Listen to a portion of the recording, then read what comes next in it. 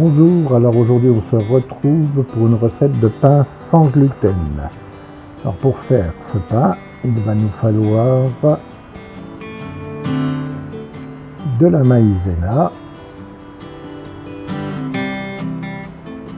de la farine de riz, de la farine de châtaigne,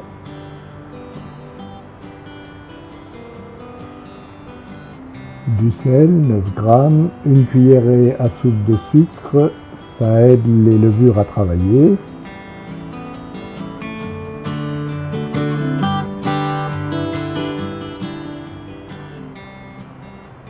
Quelques graines de salade pour donner du croquant et un peu de céréales, on va dire, entre guillemets.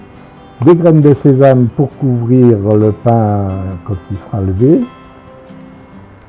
De la levure de boulanger qu'on peut choisir sans gluten, mais moi c'est de la normale vu que c'est une intolérance, pas une allergie.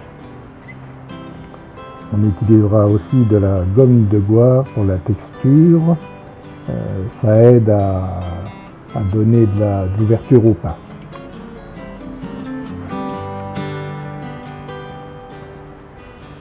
Et bien sûr, il va nous falloir 465 ml d'eau tiède. Donc dans un premier temps, je mets dans le bol les 9 g de sel, 8 g de gomme de goitre, 50 g de farine de châtaigne, 150 g de farine de riz et 300 g de maïzena. J'y ajoute une cuillerée à soupe de sucre en poudre. Et ensuite j'ajouterai la levure et les 465 g d'eau tiède. Je mélange bien les ingrédients secs.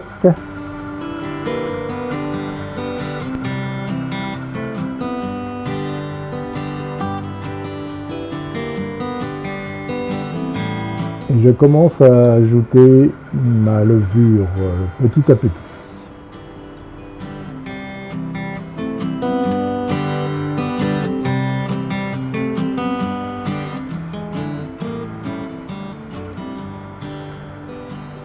Ensuite, je vais commencer à ajouter l'eau progressivement également.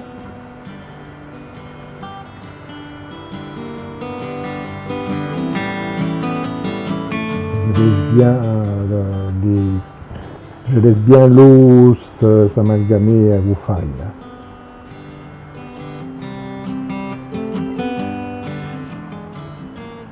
Voilà, la pâte commence à prendre une texture.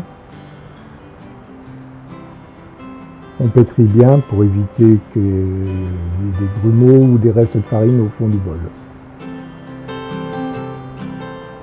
Donc pour ça, on peut donner un petit coup de maryse un peu partout pour s'assurer que justement il ne reste pas d'ingrédients secs au fond.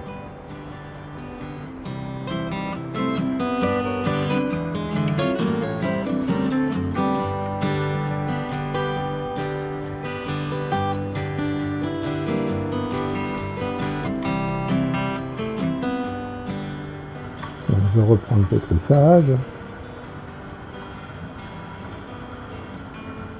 J'ajoute les graines à salade.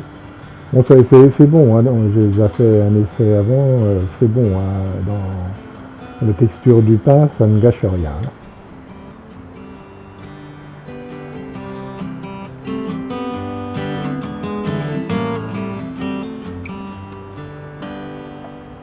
Voilà, ensuite on va bien récupérer toute la pâte qui est collée parce que c'est pas une texture de pâte à pain. Habituel en tout cas. Et puis après on va couvrir le bol d'un film et puis on va mettre la pâte à lever. Elle va lever comme une pâte levée ordinaire, hein, c'est-à-dire qu'il faut laisser pratiquement 1 heure pour qu'elle double de volume, quoi. Alors on la ramène un petit peu en boule et puis après on filme et on oublie pratiquement 1 heure.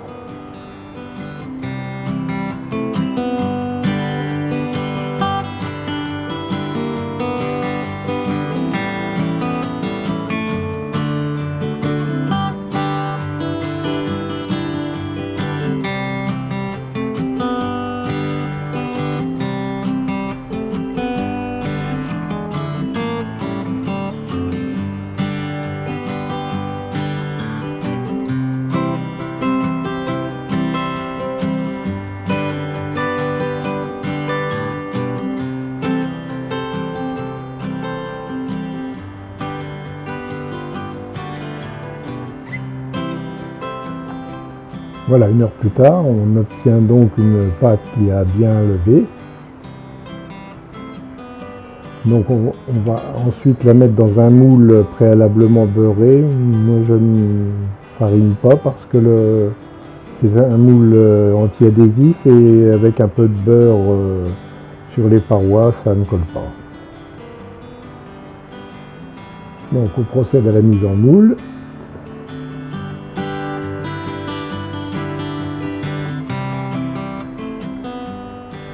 Alors on prend bien toute la pâte et puis on va bien l'appuyer pour qu'elle aille bien jusqu'au fond du moule parce que sinon ça va faire des trous un peu partout. Et ça ne sera pas très beau.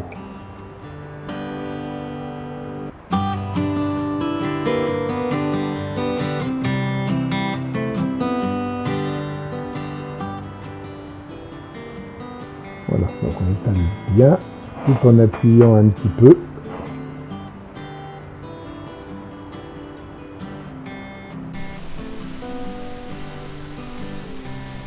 Alors j'ai battu un œuf et puis donc je vais étaler de l'œuf battu sur toute la surface visible du pain. Déjà dans un premier temps ça va éviter que la pâte se dessèche sur le dessus. Et ensuite ça va permettre aux graines de sésame que je vais rajouter de bien se coller sur la surface.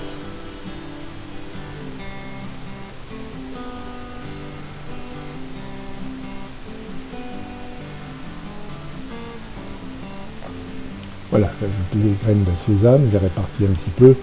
Bon, elles sont un peu serrées pour certaines au départ, mais comme la pâte va gonfler, ça ne va pas avoir de conséquences, ça va être assez bien réparti. Voilà, donc maintenant que c'est dans le moule, on va laisser sur le plan de travail et puis on va laisser gonfler au moins une demi-heure, entre une demi-heure et 1 heure.